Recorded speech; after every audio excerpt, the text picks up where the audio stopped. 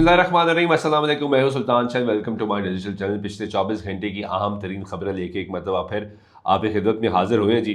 बानी chairman PTI Imran Khan की अपनी बहन और बुशरा बेगम से मुलाकात करवा दी गई है। इस पे आज के व्लॉग में डिस्कशन करेंगे। जबकि स्पीकर कौमी असम्बली सरदार अयाज सादिक ने एक बड़ी बात कह दी है। वो बड़ी बात क्या है वो भी आज के व्लॉग का हिस्सा होगा। पाकिस्तान तहरीक इंसाफ के लिए एक और मुस्बत खबर सामने आई है। वो मुस्बत खबर है मुराद सईद के हवाले से।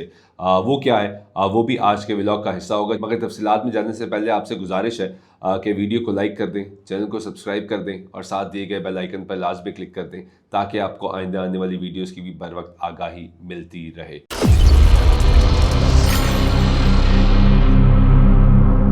तो चलते हैं जी तफसीलात की तरफ। पाकिस्तान तहरीक इंसाफ के बानी चेयरमैन इमरान खान के मुतालिक अदालत उज़्मा ने सुप्रीम कोर्ट ने यह हुक्म दिया था कि उनकी फैमिली से मुलाकात करवाई जाए। और आपको याद होगा वो ऑर्डर जिसमें कहा गया था कि उनको अलशिफा हॉस्पिटल शिफ्ट किया जाए, उनको सेहत की सहूलियात फराहम की जाए।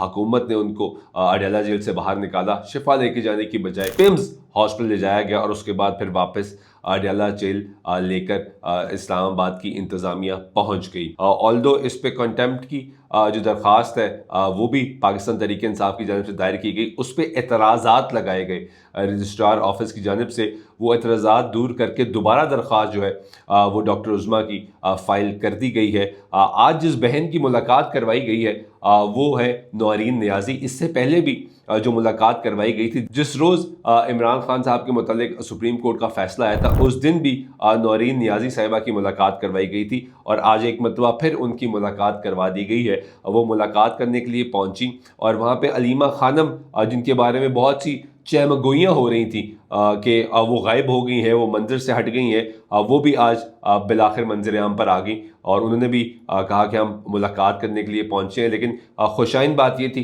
कि नौरीन नियाज़ी की मुलाकात करवाई गई, उन्होंने मीडिया से गुफ्तगू नहीं की।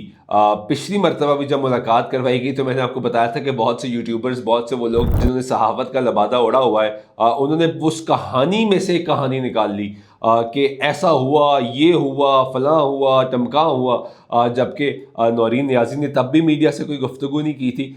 आज भी उन्होंने कहा कि मैं पिछले एक हफ्ते से खामोश हूँ और अभी भी मैं बात नहीं करूँगी। वो जब मुलाकात करने के लिए जा रही थी तब भी उन्होंने कोई बात नहीं की और जब वो वापस आ रही थी तो उसके बाद भी उन्होंने कोई मीडिया से बातचीत नहीं की। लेकिन आज भी आप देखिएगा कि आज और कल आपको ऐसी ऐसी कहानियां सुनने को मिलेंगी कि ये हो गया, इमरान खान साहब ने ये कह दिया, कौम के मुतल्लिक ये बात हो गई, उन्होंने ये लाहेमल दे दिया।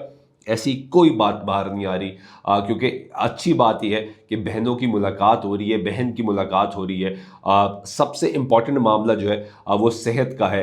इसके साथ साथ ही खबर मुंसलिक है जी कि बुशरा बेगम की उनके अहले खाना से भी मुलाकात करवाई गई है और बुशरा बेगम की इमरान खान साहब से भी जो है वो मुलाकात करवा दी गई है। अब मैं आपको लेकर चलता हूँ अपनी 2 रोज़ा पुरानी वीडियोस की जानिब, जिसमें मैंने आपको बताया था कि कुछ ना कुछ तो रिलीफ इमरान खान साहब को मिलेगा और वो ये रिलीफ की सूरत में मिलना शुरू हो गया है। बहनों की मुलाकात भी हो रही है। ऑल्दो अभी मामला सुप्रीम कोर्ट में सब जुडिस है, इस पे फैसला नहीं हुआ। इस पे कंटेम्प्ट की जो दरख्वास्त है वो पाकिस्तान तहरीक इंसाफ की जानिब से फाइल की गई, जबकि गवर्नमेंट की जानिब से भी उस फैसले की रिव्यू पिटिशन जो है वो फाइल की गई है। तो उसका फैसला अभी तक नहीं आया। उसका फैसला क्या आना है उसके बावजूद हुकूमत ने मुलाकात करवाई है, क्योंकि पिछले ऑर्डर में ये कहा गया था कि बहनों की मुलाकात करवाई जाए, अहले खाना की मुलाकात करवाई जाए। तो आज एक और फिर पॉजिटिव बात ये जी कि मुलाकात करवा दी गई है। इसी के साथ में तहरीक इंसाफ को जो रिलीफ की कहानी है उसमें एक और बड़ी पेशरफ्त हुई है। पाकिस्तान तहरीक इंसाफ के मुराद सईद जो कि इमरान खान के करीबी तरीन लोगों में से तस्वर किए जाते हैं और आपको पता है कि उनका हार्ड लाइन स्टांस और सब कुछ, और उनको वो सेनेटर मुंतखब हुए, उन्होंने ओथ नहीं लिया, उनको डिस्क्वालीफाई करने की बात हुई, नाअहली की बात हुई और फिर कहा गया कि उस नशिस्त पे जो है वो बाय इलेक्शन होगा सेनेट का। लेकिन उस पर इलेक्शन कमीशन ने ये फैसला किया जी कि वो सीट अभी खाली नहीं हुई, यानी उस सीट पे बाय इलेक्शन नहीं हो सकता। ऑल्दो मुराद सईद ने अभी तक हल्फ नहीं लिया, लेकिन आपको याद होगा कि इसहाक डार साहब भी सेनेटर थे, और जब मुस्लिम लीग नवाज़ पे बुरा वक्त आया तो इसहाक डार साहब पाकिस्तान से बाहर जा चुके थे, लेकिन उन्होंने ओथ नहीं लिया था। फिर जब हालात बेहतर हुए, मामला सीधे होना शुरू हुए, तो वो वापस आए, उन्होंने आते साथ अपनी सेनेट की नशिस्त का हल्फ लिया था। तो मुराद सईद साहब भी किसी भी वक्त हल्फ ले सकते हैं अगर मामलात बेहतरी की तरफ जाते हैं, क्योंकि अभी तो थोड़ा थोड़ा ट्रेलर दिखाया जा रहा है जी, हर तरफ हुकूमत को भी ट्रेलर दिखाया जा रहा है, उनको भी बताया जा रहा है, क्योंकि एक तरफ सूबों का मामला जी जो है वो भी बहुत ज़्यादा गर्म है। इसी हवाले से जी मुत्तहिदा अपोजिशन का इजलास भी होता है और उसका मुश्तरका लामिया जो है वो भी जारी किया जाता है। पार्लियामेंट में मुत्तहिदा अपोजिशन के तौर पर मुश्तरका किरदार अदा करने का फैसला किया गया है। अपोजिशन जमातें कानून व अमान, महंगाई और खारजा ताल्लुकात समेत अहम मामलात पर पार्लियामेंट में एक मुश्तरका मौक़िफ़ इख्तियार करेगी। सियासी कैदियों की रिहाई और मुल्क में एक बेहतर सियासी माहौल पैदा करने का मुतालबा भी किया गया है। मुल्क की मौजूदा अमन व अमान की सूरत-ए-हाल और बढ़ती हुई बदअमनी पर तशवीश का इज़हार किया गया है। अपोजिशन ने मौजूदा मुआशी बहरान पर भी हुकूमत को तनकीद का निशाना बनाया और कहा कि बदअमनी मुल्की मईशत को मुतासर कर रही है।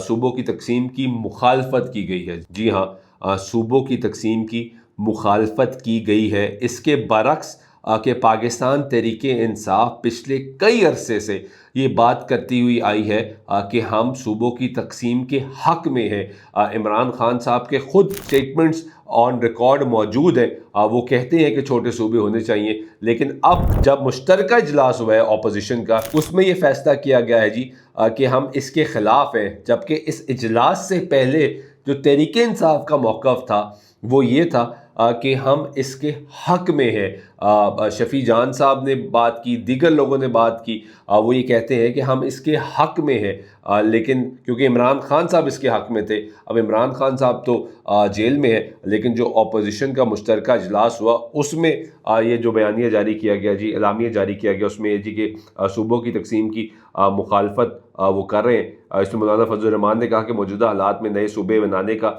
माहौल नहीं और इससे वफाकी इकाइयों में बदएतमादी बढ़ेगी। महमूद खान अजगज़ई ने भी खबरदार किया कि आईनी तरीक़ेकार के बजाय एग्जेक्टिव ऑर्डर से सूबे बनाना पाकिस्तान की बुनियादों पर हमला तस्वर होगा। बैरिस्टर गौहर के मुताबिक अपोजिशन जमातों ने एक दूसरे के साथ मुत्तहद रहने पर इतफाक़ किया, जबकि PTI ने जमीयत उलमा इस्लाम फजल रहमान ग्रुप को मुकम्मल ताउन की यकीन दहानी कराई है। सूबाई ढांचे में कोई तब्दीली रातों रात नहीं हो सकती, इसके लिए आईनी तरीक़ेकार पर मुशावरत और इत्तफ़ाक़ राय ज़रूरी है। अब ये इकट्ठे हो गए हैं जी। और दूसरी तरफ कल का मैंने आपको रिपोर्ट किया था, बताया था कि अली मीन गंडापुर साहब ने कहा कि जमीयत उलमा इस्लाम फ़े के सरबराह मौलाना फजल रहमान पर एतमाद नहीं करना चाहिए। वो ब्लैकमेलिंग करते हैं, अपना काम निकलवाते हैं और चले जाते हैं। अब इस पर सेनेटर परवेज़ रशीद साहब ने भी गुफ्तगू की है, राना सनाउल्लाह साहब ने भी गुफ्तगू की है। उनसे जब ये बात हुई कि आप परेशान हो रहे हैं, परवेज़ रशीद साहब ने तो कहा कि मौलाना फजल रहमान एक बेलगाम घोड़े पर सवार हो रहे हैं, क्योंकि पाकिस्तान तहरीक इंसाफ तो मार धाड़ की सियासत करती है, तो मौलाना वहाँ पे चल नहीं सकेंगे। जबकि राना सनाउल्लाह साहब ये कहते हैं कि PTI एक ऐसी सियासी जमात है जो किसी अलाइंस या इत्तेहाद में रह ही नहीं सकती, तो वो नहीं रहेंगे जी। ये हुकूमत कह रही है हमें इससे कोई परेशानी नहीं है। जबकि एक और डेवलपमेंट ये कि आज पीपल्स पार्टी का मुस्लिम लीग नवाज़ से रब्ता भी हुआ है। वो जो ऐलान कर दिया गया था कि दूरियां हो गई हैं, बातचीत नहीं होगी, हुकूमत का साथ नहीं देंगे। ऑल्दो पिछली जो कानून साजी हुई CDF के हवाले से, उस पर पीपल्स पार्टी ने वोट भी दिया, सदर ममलिकत ने उस समरी को मंजूर भी किया। उसके बाद फिर ये खबरें आई जी कि आसिफ अली ज़रदारी साहब छोड़ के जा रहे हैं, माने सदर, दूरियां बहुत ज़्यादा बढ़ गई हैं, हालात मुश्किल हो गए। आज फिर रब्ता हुआ जी पीपल्स पार्टी का और मुस्लिम लीग नवाज़ है, तो यानी राब्ते बहाल है, मौजूद है और ये सिलसिला ऐसे ही आगे चलता रहेगा। अब एक दिलचस्प बयान सामने आया जी स्पीकर कौमी असम्बली सरदार याद सादिक साहब का। उनसे पूछा गया जी कि आपके ख़िलाफ़ तरीक़े अदम एतमाद की बाज़गश्त है, इस वक्त के तरीक़े अदम एतमाद पेश कर दी जाएगी। तो उस पर सरदार याद सादिक साहब कहते हैं कि अगर अपोजिशन वज़ीर आज़म या मेरे ख़िलाफ़ यानी स्पीकर के ख़िलाफ़ तरीक़े अदम एतमाद लाएगी तो हम फैसिलिटेट करेंगे, हम ये तो नहीं कहेंगे कि आप नहीं ला सकते, ये अपोजिशन का हक है, जब वक्त आएगा तब देखेंगे। साथ साथ उनसे ये भी बातचीत हुई कि आपका तहरीक इंसाफ से रब्ता हो रहा है, तो उन्होंने कहा मैं तहरीक इंसाफ से मुतअद्दिद दफ़ा मिल चुका हूँ और मैंने आपको ये पहले भी बताया था कि स्पीकर चैम्बर जो है वो मुतहरक है, वो जो कम्युनिकेशन चैनल है वो ओपन है। इसके साथ साथ मोहसिन नकवी साहब मुतहरक है और वही वजह हुई कि मोहसिन नकवी साहब का नाम जो है वो कंटेम्प्ट ऑफ कोर्ट की दरख्वास्त में नहीं दिया गया और अब मोहसिन नकवी साहब भी बैकडोर राब्ते करें। और फिर अब आप देखें कि यहाँ पर नौरीन नियाज़ी की मुलाकात की एक और इजाज़त, बुशरा बेगम से मुलाकात की एक और इजाज़त, यानी मामलात जो है वो थोड़ा नरमी की तरफ जा रहे हैं और ऐन मुमकिन है कि कुछ अरसे में आप ये देखें कि इमरान खान को वाकई अस्पताल शिफ्ट किया जाए और उसके बाद शायद उनको रिलीफ देने के लिए बनी गला भी शिफ्ट किया जा सकता है। ये भी इतलात मौजूद है। लेकिन दूसरी तरफ आप ये देखें कि अगर पीपल्स पार्टी, मैंने आपको बताया था कि अगर पीपल्स पार्टी बिल्कुल हार्ड लाइन ले लेती है और कहती है कि हमने सिस्टम का हिस्सा नहीं रहना, तो फिर वोट देने के लिए तहरीक इंसाफ राजी होगी, क्योंकि तहरीक इंसाफ ने अब जो अपनी तोपों का रुख है वो इस्टेब्लिशमेंट से थोड़ा सा साइड पे कर लिया है, जिसकी एक बड़ी एग्जांपल उन्होंने मोहसिन नकवी को नामजद ना करके दिया। और कल मैंने आपको बताया था कि सुहेल अफरीदी साहब ने कहा कि मैं तो इस्टेब्लिशमेंट पर बहुत तनकीद करता आया हूँ, अब जो ये सब कुछ हुआ है इसकी ज़िम्मेदार पंजाब और वफाकी हुकूमत है। और सुहेल अफरीदी साहब आप तहरीक इंसाफ के कराची के रहनुमाओं से भी बातचीत कर रहे हैं और वो कराची में स्ट्रीट मूवमेंट की बात भी कर रहे हैं। तो आप खुद समझदार हैं, बेहतर समझ सकते हैं। आज के व्लॉग से फिलहाल इतना ही। आपसे गुजारिश है कि एक मरतबा चैनल को लाइक कर दें, सब्सक्राइब कर दें और साथ दिए गए बेल आइकन पर लाजमी क्लिक कर दें और नीचे दिए गए कमेंट सेक्शन में हमें अपनी कीमती आरा से ज़रूर आगाह कीजिएगा। बहुत शुक्रिया।